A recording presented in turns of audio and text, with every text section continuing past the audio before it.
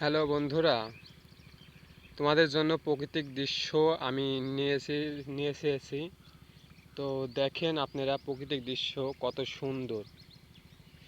তো বন্ধুরা, প্রাকৃতিক দৃশ্য দেখতে হলে আমার সাথে যোগাযোগ করবেন এবং লাইক করবেন, কমেন্ট করবেন ও শেয়ার করবেন সবাই। তো প্রাকৃতিক দৃশ্য দেখাচ্ছি, দেখেন।